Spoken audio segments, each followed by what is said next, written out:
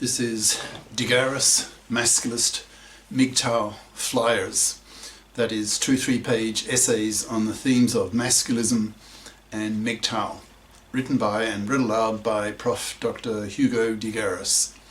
This is flyer number 455, entitled Masculists Fight Female Nature. Description. This flyer asks whether there is any point in masculists fighting the financial parasitism of fluffy parasites and fluffy feminists in the divorce courts, when women evolved to be parasites of men, evolving to be prostitutes to men, trading access to women's vaginas for scarce male-hunted meat. The answer is yes. Masculists will be able to combat women's evolved parasitism of men because men have the financial power to force women to fip up, since the opposite of a fip, that is a fluffy, can only be a fluffy if she can get her financial claws into some gullible, manslavable man. But the supply of such men is drying up. Soon there will be such a tidal wave of masculinist hatred of fluffies and fluffy feminists that women will be crushed if they express fluffy attitudes, thus breaking the supremely powerful masculist imposed taboo on women against being fluffy parasites on men, manslaving them for decades. In the limit, masculists will kill fluffy parasites if they don't fip up. Now the flyer itself.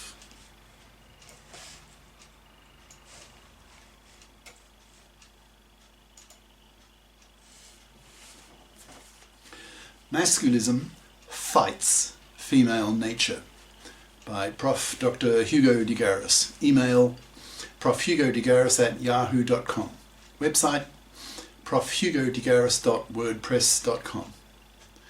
This flyer asks the question: is there any point in masculists fighting women's evolved parasitic nature?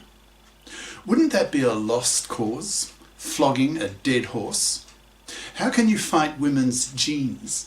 What is the point of masculists putting powerful moral pressure on women to fip up, to stop parasiting for decades off the money and labour of a man, when women evolved to be parasites of men, who evolved to become prostitutes to men, in order to be better able to bribe men with sex, to be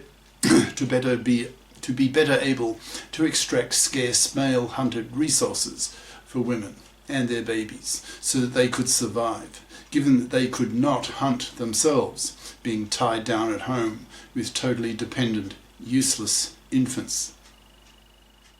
The topic of this flyer is this question, this doubt, and how masculism plans to cope with it.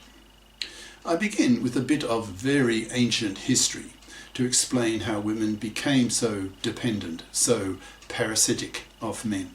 In a word, women were compelled to through evolutionary forces. Go back several million years. The pre-human baby's head doubled in size in a mere million years, which caused big problems for women. Greater brain size meant greater intelligence, which had strong survival value. Smarter pre-humans made smarter hunters, so survived with higher probability. Thus bigger, smarter brains were strongly selected for, but at the risk of death of women at childbirth. Bigger brains meant that the birth canal of the female hip bone, the pelvic bone, had to be wider for the baby's bigger head to pass through. Those women who had wider birth canals were less likely to die from complications at birth, so were selected for in evolutionary terms. But wider birth canals led to a new problem, which was structural, involving stress on the hip bone. The larger the birth canal, the more stress on the hip bone. If the hip bone fractured, that was fatal to women. So women traded off greater birth canal width, in brackets, with its greater ability to give birth to bigger brained babies, close brackets, against the risk of hip bone fracture. The selection pressure for greater intelligence due to larger brains won the day, but it meant more deaths for women in childbirth until evolution took a new turn. That is, having the big-brained baby be born rather prematurely, so that its head would not be fully formed before the birth, so would continue its growth after the birth. Thus babies could grow into large-brained children, and the women birthing them would be more likely to survive. This sounds ideal, but there was a new problem. These babies were born prematurely, so their brains were not fully wired up, not fully developed, so they could not function in the world, for example, walk around, find food, etc., the way infants of many other species can. So women had a new problem. That is, they had to be present with their infant full time to take care of every need of that infant, since the infant was largely useless at taking care of itself. The infant was incompletely formed. So, with women needing to be present with their infants, they were unable to run around the savannah for days on end, hunting game. So how did women get their meat, their protein, if they could not hunt, being stuck at home with their useless infants? Many starved, except those pre-human females who were better able to bribe men with sex in exchange for scarce male-hunted meat. Thus women, that is pre-human women, competed with each other to attract the sexual interest of men, to bribe men, so that men would give them men's hunted meat in exchange for men putting their penises in women's vaginas. The male of the species evolved many millions of years ago to become sexually excited by the prospect of putting his penis inside a woman's vagina. Such a phenomenon was highly selected for obvious reasons.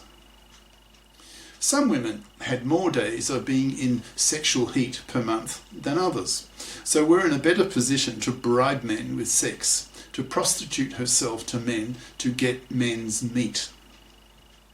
Such women were more likely to survive, so evolution favoured those women who were in sexual heat for longer. This tendency evolved over about 1 million years, resulting in today's human female, the sexiest mammal on the planet, who is in sexual heat all days of the month. She can have sex all the time. This is how human females evolved, that is, as prostitutes to men, trading sexual access to men, to her vagina, in exchange for scarce male-hunted meat. Thus women evolved to be parasitic of men, dependent on men, for women's short-term survival. A woman who lost her man, who might have been killed in the hunt or got sick so could not hunt, faced starvation, and so did her kids. So she had to be capable of quickly finding another man to replace him. So she evolved the mentality, the ability to quickly give her cunt to another man who could provide the protein she and her kids needed to survive. Given the above, it seems reasonable that women's psychology, women's nature, is that women expect to be able to parasite off the resources of men and find that perfectly natural, since it has been natural for several million years. Men and women evolved that way. I can testify to this from my own personal experience.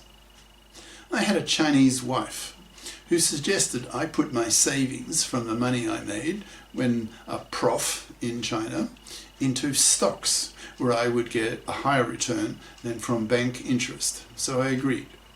She took me to the bank and asked me to sign, which I did. I was signing documents for transfer of money into stocks handled by the bank.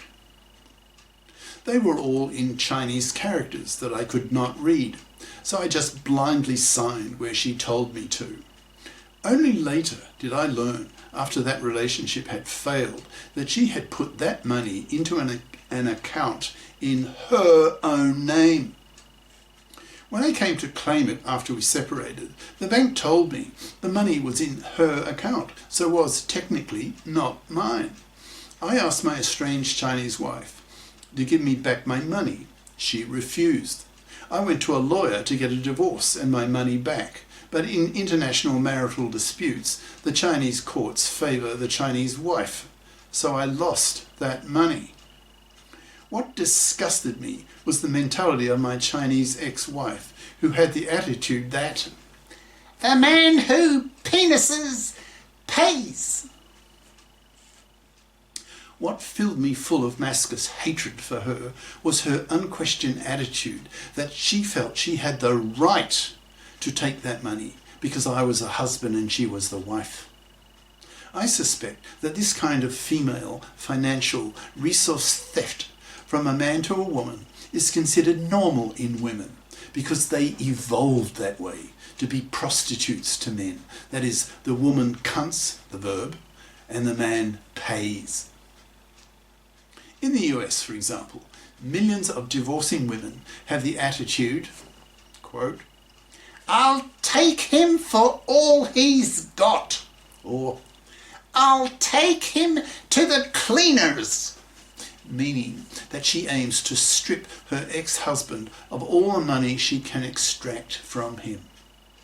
To masculists, this is grand theft, and one of the major reasons why masculists have such a hatred of such women and will in the limit simply kill them to wipe their fluffy manslaving genes from the gene pool. But is the masculist attitude realistic and practical that women have now a career window of half a century, so have a powerful moral duty to fit up, to get a career competent education, and to pull her financial weight for the rest of her life, or be spat at by masculisted culture? Question mark. The masculinist position on the fipping of women and women's evolved parasitic nature, their evolved female nature, of always being parasitic of men, is that the issue boils down to one of relative power, which goes as follows. We men have the financial power, since nearly all men are fips. As boys, we are socialized by parents to be fips, and even evolved to be fips. Men evolved to understand and manipulate the world.